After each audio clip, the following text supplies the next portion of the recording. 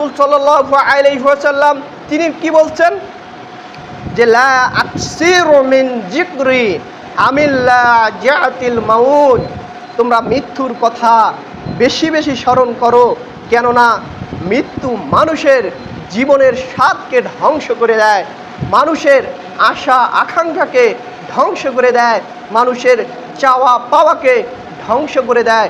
সেই জন্য তোমরা মৃত্যুর কথা বেশি বেশি স্মরণ করো। তাহলে আজকে সম্মানিত হাজিরিন, আপনি দিন গেলে কয়বার মৃত্যুর কথা স্মরণ করেন বলেন?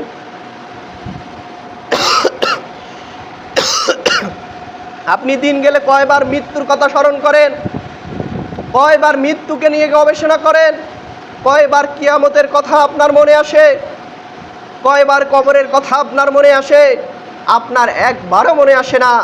অথচ রাসূল সাল্লাল্লাহু আলাইহি ওয়াসাল্লাম তিনি মৃত্যুর কথা অধিক পরিমাণে স্মরণ করতে বলেছেন।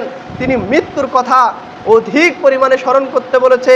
মৃত্যুর কথা যখন আপনি স্মরণ করবেন না, তখন আপনি দুনিয়ার মোহে পড়ে যাবেন, দুনিয়ার মায়ায় পড়ে যাবেন, দুনিয়ার অট্টালিকায় পড়ে যাবেন। আপনি আর আখেরাতমুখী হতে পারবেন না, আখেরাতের চিন্তা আপনার ভেতরে আসবে না।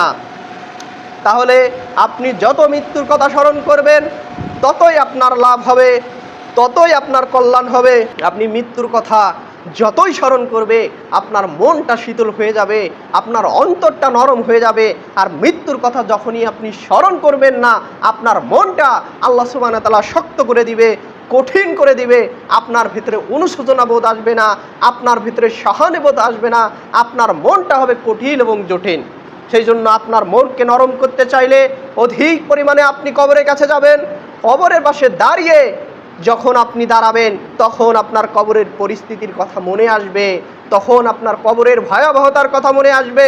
বেশি বেশি করে আপনি কি করবেন? কবরের পাশে যাবেন। কবরের পাশে গেলেই আপনার মনটা দেখবেন নরম হয়ে যাবে। তখন আপনার মনে হবে এখানে হাজারো রাজা বাদশাহ এই কবরে শায়িত আছে, হাজারো মন্ত্রী, হাজারো প্রধানমন্ত্রী এখানে শায়িত আছে, হাজারো দাম্ভিক ব্যক্তি এখানে শায়িত আছে, হাজারো অহংকারী ব্যক্তি এখানে শায়িত আছে। আপনার মনটা তখন নরম হয়ে যাবে, ইবাদতের প্রতি আকর্ষণ বাড়বে, ইবাদত করতে যাওয়া ভালো লাগবে। যখনই আপনি এই মৃত্যু এবং কবরের কাছে যাবেন না, তখন আপনার মনটা শক্ত হয়ে যাবে, মরণের কথা আর আপনার স্মরণে আসবে না।